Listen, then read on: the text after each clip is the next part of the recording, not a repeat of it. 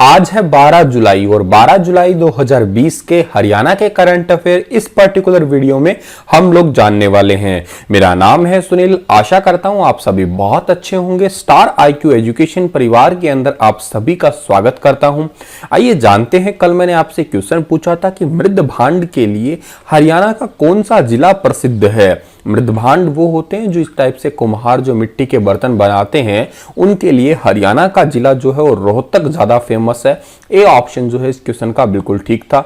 बहुत सारे बच्चों ने इसका डिटेल से जवाब दिया, रोहतक के बारे में भी लिखा, वो अच्छी बात है। आइए जानते हैं आज का पहला क्वेश्चन क्या होगा करंट अफेयर का। हाल ही में हुड्डा सरकार में भर्ती हुए बर्खास्त 1983 PTI को गेस्ट टीचर की तर्ज पर एडजस्ट करने के लिए एक कमेटी का गठन किया गया है। इस कमेटी का अध्यक्ष किसे नियुक्त किया गया है। अभी रिसेंटली आपने देखा होगा कि कुछ PTI टीचर्स को जो है वो उनको हटा दिया गया है उनके पद से, लेकिन उन्हें दोबारा जो है guest teacher as a guest teacher adjust करने के लिए कमेटी बनाई गई है। इस कमेटी का अध्यक्ष चुना गया है रणजीत सिंह को। डी ऑप्शन जो है इस क्वेश्चन का हमारा बिल्कुल ठीक रहेगा। बिजली मंत्री एवं कमेटी अध्यक्ष हैं ये रणजीत सिंह। अब आपको पूछा जाए कि हरियाणा के बिजली मंत्री कौन है, तो आपका जवाब रणजीत सिंह रहेगा। अच्छा, दूसरी बात है जिसमें सीएम के प्रधान सचिव RK खुल्लर भी इस कमेटी में है, करनाल के सांसद संजय भाटिया भी इस कमेटी में शामिल है और सीएम के राजनीतिक सचिव कृष्ण बेदी को भी इस कमेटी के अंदर शामिल किया गया है। इस कमेटी के अकॉर्डिंग जो है रिटायरमेंट की जो उम्र है वो 58 ईयर 58 साल ही रखी गई है। अच्छा जी, दूसरी बात जो आपको फोटो में दिख रहे हैं यही है रणजीत सिंह, जिन्हें इस कमेटी का अध्यक्ष बनाया गया है। अगला हमारा क्वेश्चन है, हरियाणा में अब मास्क न पहनने पर 500 रुपए जुर्माने के साथ क्या देने का फैसला किया गया है। आपने सभी ने थोड़ी टाइम पहले इस क्वेश्चन को पढ़ा होगा कि अब हरियाणा के अंदर जो भी व्यक्ति मास्क नहीं पहनेगा उसको 500 रुपए जुर्माना देना होगा। लेकिन सोशल मीडिया नेटवर्क्स पे, फेसबुक पे या कहीं इंस्टाग्राम पे जो है एक मुहिम चली, लोगों ने कहा कि आप जुर्माना ले रहे हैं, इससे अच्छा इतने जो है साथ के साथ उसको मास्क ही दे दे तो ज़्यादा बेहतर रहेगा। तो अब हरियाणा सरकार ने जुर्माना तो लेना बंद नहीं किया है, जुर्माना तो लेंगे ही 500 रुपए, लेकिन साथ के साथ में 5 मास्क जरूर देंगे। ए ऑप्शन सही है इस क्वेश्चन का हमारा। 500 रुपए जुर्माने के साथ में 5 मास्क भी दिए जाएंगे। अच्छा, ये निर्देश किसने जारी किए हैं। ये शहरी स्थानीय निकाय निदेशालय जो है उन्होंने इसको सभी अफसरों को जो है ये निर्देश जारी किए हैं। अगला सवाल हमारा है कि हाल ही में हरियाणा विधानसभा में किन भर्तियों पर रोक लगा दी गई है। तो अभी हाल ही में जो कौन सी वैकेंसी है, हरियाणा के लेजिस्लेटिव असेंबली ने उन रिक्रूटमेंट में जो है उन पे रोक लगाई। तो पहली तो है ऑप्शन है अंग्रेजी और हिंदी रिपोर्टर, इंग्लिश और हिंदी रिपोर्टर, इस पे रोक लगा दी गई है। ये ऑप्शन बिल्कुल ठीक है। अच्छा, जूनियर इंजीनियर है, कनिष्ठ अभियंता, इस पे भी रोक लगा दी। हिंदी टाइपिस्ट पे भी रोक लगा दी। टेलीफोन अटेंडेंट पे भी रोक लगा दी। तो सभी पे ही रोक लगा दी है। ई ऑप्शन जो है इस क्वेश्चन का हमारा बिल्कुल ठीक रहेगा। तो अभी हाल ही में हरियाणा विधानसभा ने आपसे पूछा जाए कौन सी भर्तियों पे रोक लगा दी, तो अंग्रेजी हिंदी रिपोर्टर पे, जूनियर इंजीनियर पे और हिंदी टाइपिस्ट पे और टेलीफोन अटेंडेंट पे, इन सभी पे ही रोक लगा दी है। अच्छा, क्यों रोक लगा दी है? क्योंकि अभी जो संक्रमण का खतरा जो है वो पहले के मुकाबले ज्यादा बढ़ गया है। आप लोगों ने न्यूज में पढ़ा होगा, बहुत सारे ऐसे राज्य हैं जिन्होंने दोबारा से लॉकडाउन करना जो है स्टार्ट कर दिया है। तो अभी जो है विधानसभा में कोई भी बाहरी व्यक्ति बिना पास या थर्मल स्कैनिंग के एंट्री जो है वो नहीं कर पाएगा। अब आप ये मत समझिएगा कि विधानसभा ने रोक लगा दी है, पूरे हरियाणा में रोक लगा दी है। विधानसभा ने रोक लगाई है अपने विधानसभा के अंदर, क्योंकि विधानसभा के अंदर टेलीफोन अटेंडेंट की जरूरत होती है, टाइपिस्ट की जरूरत होती है, इंजीनियर की जरूरत होती है या हिंदी इंग्लिश रिपोर्टर की। इन सभी वैकेंसियों को अब जो है क्योंकि यहाँ पे जनरली ज़्यादातर जो है इंटरव्यू के माध्यम से ही होता है काम, तो इसको रोक पे आदेश जारी किसने किए हैं? हरियाणा विधानसभा के अध्यक्ष का नाम है ज्ञानचंद गुप्ता। इन्होंने इस आदेश को जो है वो जारी किया है। अच्छा, एक वर्ड है यहाँ पे आया थर्मल स्क्रीनिंग का। अच्छा, थर्मल स्क्रीनिंग का मतलब क्या होता है? आप लोगों ने बहुत जगह पे ऐसे देखा होगा कि दूर से ही एक टच फ्री सेंसर होता है, वो बुखार माप रहे होते हैं या कुछ ऐसे आप बंदूक से कर रहा होता है मुंह की तरफ, एक्चुअल में वही होता है थर्मल स्क्रीनिंग। वो टच फ्री सेंसर भी बोलते हैं उसे। वो बेसिकली करता क्या है, हमारी बॉडी का टेम्परेचर सेंस करता है वो टच फ्री से। अगर टेम्परेचर हल्का फुल्का अप एंड डाउन होता है तो समझ लीजिएगा कि उसको संदिग्ध माना जाता है कि इसको कहीं ना कहीं हो सकता है कोरोना के लक्षण हो इसके अंदर। टेम्परेचर अगर नॉर्मल है तो कोई दिक्कत नहीं होती है। हमारी बॉडी का नॉर्मल टेम्परेचर होता कितना है 36.9 डिग्री सेल्सियस, जिसे हम राउंड फिगर में 37 डिग्री पढ़ लेते हैं। अच्छा, फारेनहाइट में कितना होता है ये आप मुझे कमेंट सेक्शन में बताइएगा, फारेनहाइट में बताइएगा और केल्विन में भी बताइएगा। आगे बढ़ते हैं हम लोग। तो हरियाणा लेजिस्लेटिव असेंबली की स्थापना 1966 में हुई थी, ये भी याद रखिएगा। हरियाणा में अब राशन का वितरण किस सिस्टम के तहत किया जाएगा? आप सभी को पता है हरियाणा के अंदर जो है राशन वितरण फ्री में चल रहा है, गरीबों को फ्री में, और इस योजना को अब नवंबर 2020 तक बढ़ा दिया गया है केंद्र सरकार की ही तर्ज पे। लेकिन कुछ लोग ऐसे होते हैं जो जिनके घर में पर्याप्त अनाज है तो सही, लेकिन फिर भी वो जो है हरामखोरी दिखाते हैं और वहां पे अनाज लेने चले जाते हैं। इससे नुकसान ये होता है कि जो वास्तव में गरीब है, जिनको वास्तव में अनाज चाहिए, उनको समय पे अनाज नहीं मिल पाता है। इसी वजह से बायोमेट्रिक ऑथेंटिकेशन के माध्यम से जो है अब अनाज दिया जाएगा। बायोमेट्रिक ऑथेंटिकेशन का मतलब आप सभी जानते होंगे, बायोमेट्रिक के कई सारे तरीके होते हैं।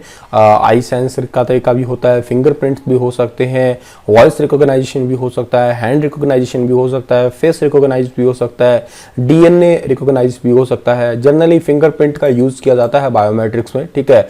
तो इसका मतलब यूज क्यों किया जाएगा, इसका अच्छा यूज किया जाएगा तो आपके मन में ये आ रहा होगा, सर जी फिर तो कोरोना वायरस का संक्रमण फैलेगा, क्योंकि उसी मशीन पे जा जाके बार बार अंगूठा रखेंगे तो मान लेते हैं किसी को संदिग्ध कोरोना वायरस का सिम्टम थे उसके अंदर, दूसरा आया तो उसको लग जाएगा। तो इसके लिए भी सरकार ने सोचा है कि हर एक व्यक्ति के बाद में जो है इसको सैनिटाइज किया जाएगा, वहीं पे हाथ धोने की व्यवस्था वगैरह होगी। तो सभी जितने भी डिपो धारक है हरियाणा के अंदर, सभी को ये घोषणा हो चुकी है कि आगे के बाद में कभी भी अनाज दिया जाएगा तो बायोमेट्रिक ऑथेंटिकेशन के ऊपर ही दिया जाएगा। अच्छा, एक वर्ड है ये ऑथेंटिकेशन, इसका प्रॉपर मीनिंग क्या होता है इंग्लिश में? देखिएगा, इंग्लिश वोकैब के अकॉर्डिंग कई बार अपन कहते हैं ना कि ये जेन्युइन है, कई बार आप कहते हैं ये रियल है, कई बार आप कहते हैं ऑथेंटिकेशन है। अब इन सभी का मतलब तो एक ही है, एक टाइप के ये सिनोनियम ही है, लेकिन इन तीनों को हम लोग अलग अलग यूज करते हैं। जैसे किसी ने सही बात कह दी तो हम लोग, या कोई सही आदमी है तो हम उसको ये तो नहीं कहते ना ये बड़ा ऑथेंटिक पर्सन है। हम ऑथेंटिकेशन का यूज करते हैं इन्हीं टेक्निकल टर्म्स के अंदर। अच्छा, गाड़ी का कोई हम लोग मान लेते हैं हमारे पास में गाड़ी है, मारुति डिजायर है, मान लेते हैं मारुति सुजुकी की स्विफ्ट डिजायर है। अब स्विफ्ट डिजायर का हमें मान लेते हैं कोई पार्ट्स लेके आना है, तो हम उसको ये नहीं कहेंगे ना कि ऑथेंटिक पार्ट है, हम ये कहेंगे उसका जेन्युइन पार्ट है ये। अब अलग अलग जगह पे इनका यूज किया जाता है। ऑटोमोबाइल सेक्टर में जनरली जेन्युइन वर्ड यूज किया जाता है, हमारे क्षेत्र में जनरली रियल यूज कर लेते हैं हम लोग भी, ये रियल है।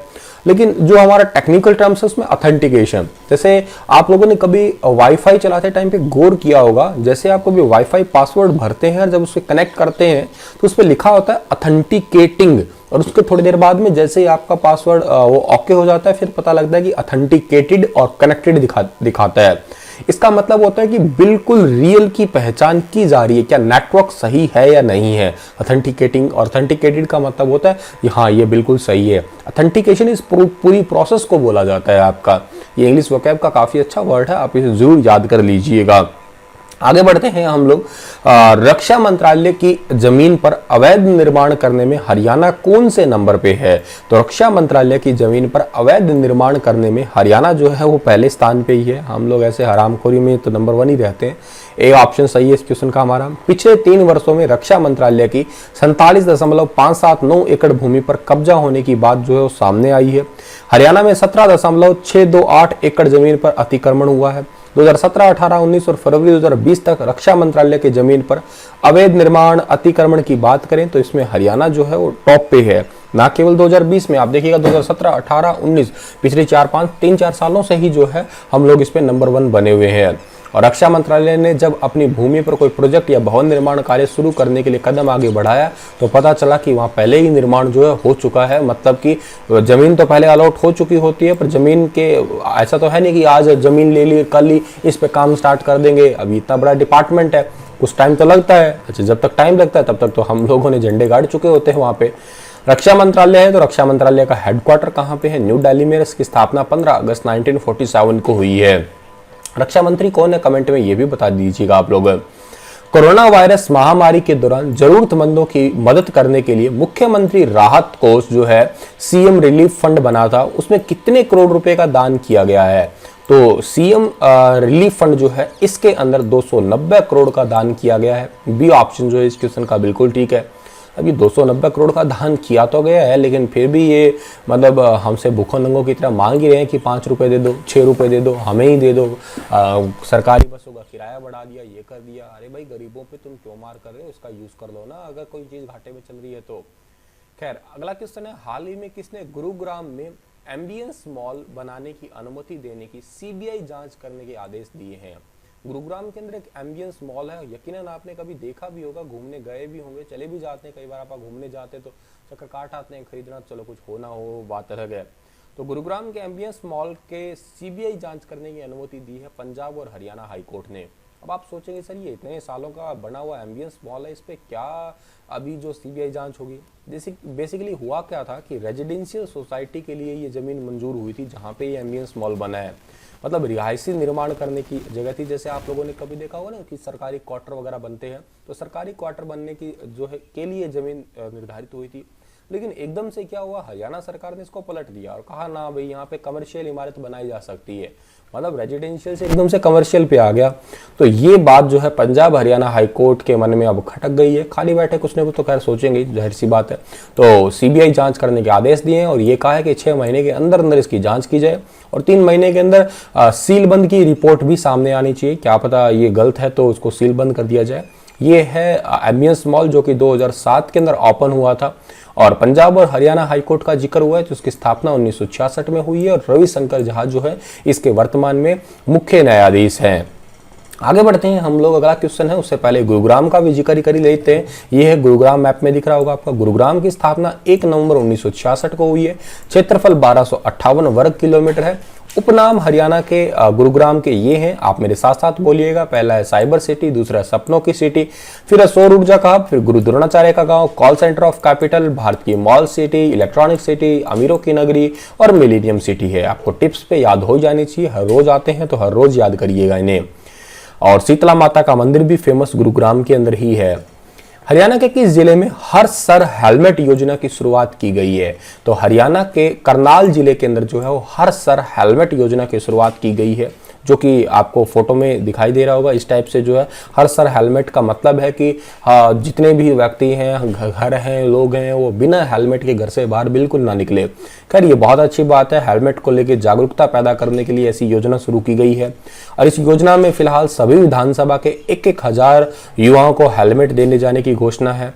करनाल में हर सारी हेलमेट योजना को शुरू किया गया है और पानीपत और करनाल लोकसभा की 9 विधानसभा क्षेत्र नीलोखेड़ी, इंद्री, करनाल, घरुंडा, असंध, पानीपत ग्रामीण, पानीपत शहरी, इसराना, समालखा, इनके अंदर लर्निंग लाइसेंस के साथ हेलमेट फ्री में दिया जाएगा। तो ये पॉइंट भी आप याद कर लीजिएगा कि कितने विधानसभा क्षेत्र में। देखिएगा धीरे धीरे ये योजना पूरे हरियाणा में होगी, लेकिन क्वेश्चन इंपॉर्टेंट तब बनता है जब जहां से क्वेश्चन स्टार्ट होता है। तो शुरू से कहां से हुआ था ये जरूर याद रखिएगा आप लोग। और अगला हमारा क्वेश्चन है, उससे पहले करनाल का जिक्र करते हैं। ये रहा करनाल आपका मैप पे। करनाल की स्थापना 1 नवंबर 1966 को हुई है। क्षेत्रफल 2520 वर्ग किलोमीटर है। विधानसभा में करनाल है, नीलोखेड़ी है, घरुंडा सब्जी उत्पादन के लिए काफी फेमस क्षेत्र है ये, ठीक है। यहाँ पे कई रिसर्च सेंटर भी है। असंध यहाँ का एक विधानसभा क्षेत्र है। धान का कटोरा कहते हैं इसे हरियाणा का। भारत का धान का कटोरा छत्तीसगढ़ को कहते हैं हम लोग। हरियाणा का पेरिस कहते हैं। कर्ण नगरी के नाम से भी पुकारते हैं। कर्नाल्य इसका पुराना नाम था, ये भी आप जरूर याद रखिएगा। लिबर्टी जूता उद्योग ये फेमस है। वनस्पति उद्योग फेमस है और सीता माई का मंदिर करनाल का फेमस मंदिर है। अगला हमारा क्वेश्चन है, हरियाणा में वर्ष 2020 की प्रथम 6 माही में महिलाओं के प्रति होने वाले अपराधों में कितने प्रतिशत की कमी आई है? तो पहले 6 माही में, यानी कि आपका जून से लेके और जनवरी या जनवरी से जून के जो 6 महीने हैं, इसके अंदर महिलाओं के प्रति होने वाले अपराध में 20.46% की कमी आई है। बी ऑप्शन जो है इस क्वेश्चन का हमारा बिल्कुल ठीक रहेगा। और इसके दौरान बलात्कार के मामलों में 18.18% की कमी आई है। अपहरण की घटनाएं 27.41% तक जो है कम हुई है। लॉकडाउन का टाइम था तो हालांकि खैर फर्क तो पड़ना ही था। हाल ही में हरियाणा के कितने जिलों के डीसी ने सोशल मीडिया न्यूज प्लेटफॉर्म पर प्रतिबंध लगा दिया है? ये इंपॉर्टेंट क्वेश्चन है। सोशल मीडिया न्यूज प्लेटफॉर्म पर अभी फिलहाल के लिए 6 जिलों के अंदर प्रतिबंध लग गया, लेकिन धीरे धीरे समूचे हरियाणा में भी लगेगा।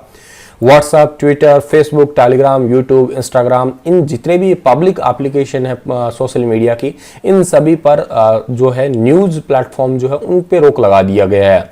अच्छा, 6 कौन कौन से जिले हैं? सोनीपत है, कैथल है, चरखी दादरी, करनाल, नारनौल और भिवानी के डीसी द्वारा ये आदेश जारी किए गए हैं।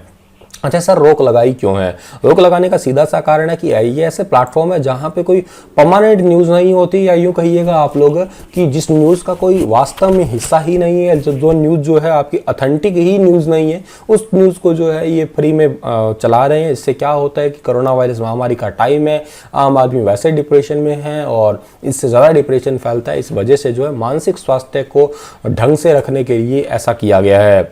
करनाल के डीसी ने 15 दिनों के लिए प्रतिबंध लगाया है फिलहाल के लिए, जबकि शेष 5 ने अगले आदेश तक जो है प्रतिबंध लगा दिया है।